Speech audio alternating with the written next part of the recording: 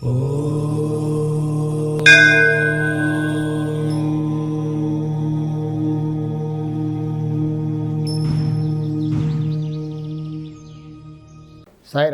విశ్వకర్మ వాస్తు YouTube ఛానల్కి స్వాగతం. నేను మీ విశ్వకర్మ.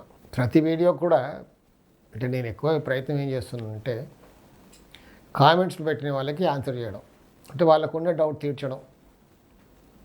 వాళ్ళకు ఒకరికి డౌట్ ఉందంటే ఎంతోమంది కూడా ఉంటుంది కదా, వీడియో చూసే వాళ్ళకి ఎంతోమందికి కూడా ఆ డౌట్ తీరుతుంది అనేది నా ఉద్దేశం. నేను ఆ రోజుల్లో లైవ్ టీవీ ఛానల్స్లో లైవ్ వీడియో ప్రోగ్రామ్ చేసేటప్పుడు కూడా అలాగే చేసేవాడిని. కొందరు అడుగుతూ మధ్యలో లైన్ కట్ అయ్యేది, కానీ నేను మాత్రం మొత్తం చెప్పేవాడిని. ఎందుకంటే సేమ్ సమస్య వేరే వాళ్ళకు కూడా ఉంటుంది కదా, వాళ్ళందరూ వింటున్నారు కాబట్టి వాళ్ళకు కూడా ఆ డౌట్ అనేది తీరేది. సో ఇప్పుడు ఆ కొత్తగా ఏం అడుగుతున్నాడు అంటే కామెంట్లో, ఊరుగారు 2 ఇండ్లు పక్కనే ఉన్నాయనుకోండి, అంటే 2 పోర్షన్స్ అలా అడగవలసింది. అతను 2 పక్కనే ఉంటే ఎవరు నష్టపోతారు, ఎవరు బాగుంటారు అనేది అతను డౌట్. 2 పోర్షన్స్ అండి ఒక ఇంట్లో, లేదా ఒకటే పోర్షన్ అనుకోండి. నేను అలా చెప్పడం మొదలు పెడతాను. పెద్దవాళ్ళు ఒక పెద్ద పోర్షన్ కట్టారు, అప్పుడు పిల్లలంతా చిన్నవాళ్ళు పెద్దగా అయిపోయారు, పెళ్ళిళ్ళు అయిపోయాయి, అమ్మ నాన్న ముసలివాళ్ళు అయిపోయారు, ఎవరొకరు పోయారో ఉన్నారో అనుకుందాం. పెద్దగా అయిపోయాక ఇంకా నా పోర్షన్ నాకు కావాలి, నేను సపరేట్ ఉంటాను అని స్టార్ట్ అయిపోద్ది కదా. ఇంకా మేము సపరేట్గా ఉంటాం, మా పోర్షన్ ఇచ్చేయండి, పెద్దవాడు ఇటు ఉండాలి, చిన్నవాడు ఇటు ఉండాలి, ఇలా గొడవ. సరే అప్పుడు ఇంకేం చేస్తారు, అమ్మ నాన్న గొడవ పడలేక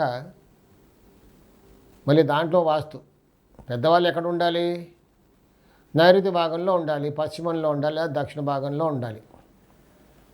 అంటే ఇంట్లో నైరుతిలో పెద్దవాళ్ళు ఉండాలి కదా, అందుకే. సరే ఒప్పుకుందాం, అది కూడా చూడండి ఎలా ఉంటుందో అనేసి 2 పోర్షన్లుగా మారుస్తారు, దాన్ని మధ్యలో గోడ పెట్టేస్తారు. ఉదాహరణకి ఉత్తర ఫేసింగ్ ఇల్లు అనుకుందాం మనం, మధ్యలో గోడ పెట్టేశారు, ఉత్తరం నుంచి దక్షిణం వరకు 2 పోర్షన్లు, తూర్పులో ఒక పోర్షను, పశ్చిమంలో ఒక పోర్షన్గా మారిపోయింది. ఇంటి చుట్టూ ఖాళీ స్థలాలు ఉన్నాయి, దక్షిణంలో, ఉత్తరంలో, పశ్చిమంలో మొత్తం ఖాళీ స్థలాలు 4 పక్కల 4 ఖాళీ స్థలాలు ఉన్నాయి. ఇప్పుడు పెద్దవాడు ఎక్కడ ఉండాలి, ఇద్దరే అబ్బాయిలు, పెద్దవాడు ఎక్కడ ఉండాలి, పశ్చిమ పోర్షన్లో ఉండాలి. పోట్లాడి మరీ తీసుకున్నాడు, నేను పెద్దవాడిని కదా, నేను పశ్చిమంలో ఉంటాను, నైరుతి పోర్షన్ నాకు కావాలి. సరే అందరు కూడా చెప్పారు, నైరుతి పోర్షన్ పెద్దవాడికి ఇచ్చేయండి బాబు, చిన్నవాడు ఇటు తూర్పు వైపు పోర్షన్లో ఉన్నాడు. ఇప్పుడు ఇక్కడ ఎవరు బాగుపడతారు, ఎవరు నష్టపోతారు అని చూద్దాం. అంటే నేను ప్రాక్టికల్గా చూశాను కాబట్టి చెప్తున్నాను, ఊరికే పుస్తకాలు చదివి చెప్పడం కాదు. నేను ప్రాక్టికల్గా ఇన్నాళ్ళుగా ఎన్నో గమనించి చెప్తున్నాను, చాన్నాళ్ళుగా చెప్తున్నాను. ఇప్పుడు అడిగారు కాబట్టి మళ్ళీ క్లియర్ చేస్తున్నాను, అందుకే ఈ వీడియో. ఇప్పుడు మంచి సబ్జెక్టు, మంచి క్వశ్చన్ ఇది. సో ఉత్తరం ఫేసింగ్ హౌస్ అనుకున్నా, 2గా చేసాం, ఒక పోర్షన్ తూర్పులో, ఇంకొక పోర్షన్ పశ్చిమంలో. పెద్దవాడు పశ్చిమ పోర్షన్లో ఉన్నాడు, మొత్తం నష్టపోయాడు. అదేంటండి, పెద్దవాడు పశ్చిమంలో ఉండాలి, నైరుతి భాగం తీసుకుని ఎలా నష్టపోతాడు? చిన్నవాడు తూర్పు వైపు పోర్షన్లో ఉన్నాడు, బాగుపడ్డాడు. ఒకటే గేటు అంటే పెట్టుకున్నాక 2 గేట్లు చేసేసారు, మధ్యలో గోడ పెట్టుకుని 2 గేట్లు చేశారు. ఇద్దరికి ఉత్తర ఈశాన్యంలో గేట్లు వచ్చాయి. కానీ పశ్చిమ వైపు నైరుతి పోర్షన్లో ఉన్న పెద్దవాడు నష్టపోయాడు మొత్తం. ఎందుకు ఇలా జరిగింది? అలా జరగకూడదు కదా, పెద్దవాడు మరి అక్కడ ఉంటే బాగుపడాలి కదా. ఎందుకు జరిగిందంటారు అక్కడ? నేను చెప్తాను వినండి ఎందుకైందో. పెద్దవాడు పశ్చిమ వైపున పోర్షన్కి అక్కడ తూర్పులో ఖాళీ స్థలం లేకుండా పోయింది, మధ్యలో గోడ పెట్టేశాం. ఇతనికి పెద్దవాడికి ఏమో ఉత్తరంలో, పశ్చిమంలో, దక్షిణంలో ఖాళీ స్థలాలు వచ్చాయి, తూర్పు ఖాళీ స్థలం లేకుండా పోయింది. దాంతో ఫినిష్ అయిపోయాడు. తూర్పు వైపు చిన్నవాడు ఉన్నాడు కదా, ఇతనికి తూర్పులో, ఉత్తరంలో, దక్షిణంలో ఖాళీ స్థలాలు ఉన్నాయి, చక్కగా హాయిగా బాగుపడ్డాడు. ఇది. సో ఎప్పుడైనా ఒక ఇంటిని 2గా చేస్తే మాత్రం 2 ఇండ్లకు కూడా చుట్టూ ఖాళీ స్థలాలు రావాలి, లేకుంటే ఖాళీ స్థలం లేకుండా పోవాలి.